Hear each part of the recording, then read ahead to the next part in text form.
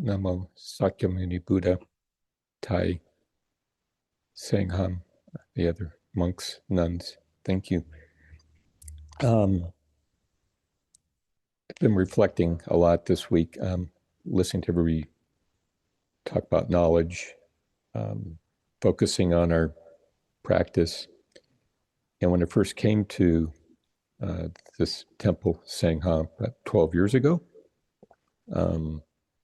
Phap Toi introduced me to it after I'd been practicing with a Japanese Zen practice in Los Angeles, which is a koan practice, but you go through a series of koans. So when you solve one, or supposedly solve one, the Roshi determines if your answer is vague and nebulous enough to qualify for another vague and nebulous question.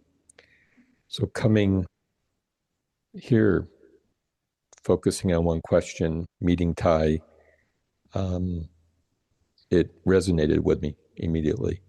So I've been coming here for 12 years. Initially had very little understanding, because everything was in Vietnamese. And I think it began to dawn on me that was probably an advantage, because I had no knowledge of other Buddhist practices, other than what I read, Suzuki and some of the other English translations. But I didn't let it bother me. And if anything, I really focused on my practice.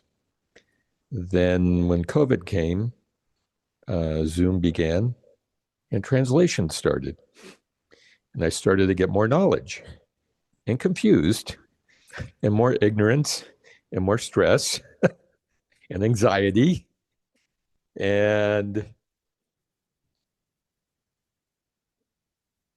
we worked through that. And thank you, Thai, for helping me work through that and the rest of the Sangha. And I found once I got through that, I really began to cherish the support of the Sangha, everybody here, and everybody who translates or doesn't translate. We're all here for each other.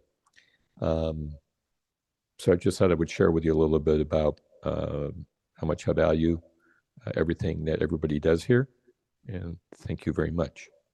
As we know, each person has right view, have a belief, and we have experience and learning from other method, from other Dharma teacher, from Dharma friends, from different places, from this or that. Some places we may just hang out one time or two times in a very temporary time, a short time. But when we come to the place, we feel safe. We feel more cultivation, and trust in the mind stronger. That is our right cause, what we have cultivated in countless lives in the past. Now we practice. Now we truthfully practice on the right path of liberation. But before we think we practice, we didn't really practice. Now we practice, and the more we practice, the more we feel familiar on the path, the old path. And we are more trustful on this path. That is the idea of trust in the mind. That is the practice. Now we already have the trust in the mind. We already have the practice. Not really a strong flavor of Zen much, right? But we already familiar to the practice. Then just keep continuing to go on this path. Go until the end of our life and continuing to go on this path in the next life until we get enlightenment. That's the person who truthfully cherishes about the Dharma of liberation. So now look back to us, ourselves. We are getting to the age of retirement or not retirement yet, but we can see that the birth and death always there waiting for us can catch us any moment of our life. And look back to our life. Look, the whole life we have been cultivating, have been building up. We don't really get anything right.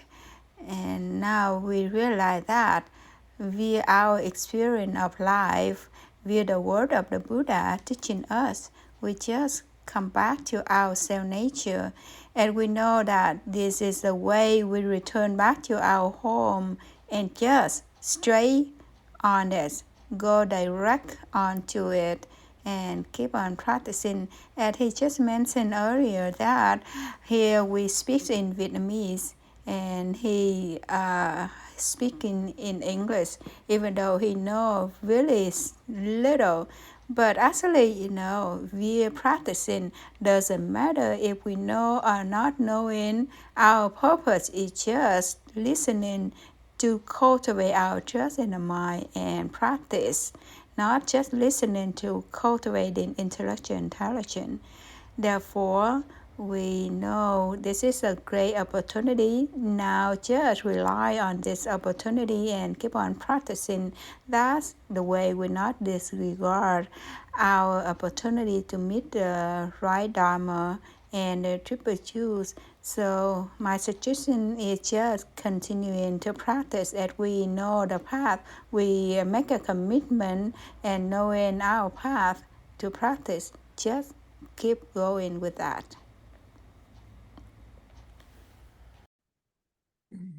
Dạ thưa thầy, cho con chia sẻ với ông đó bằng tiếng Anh chút.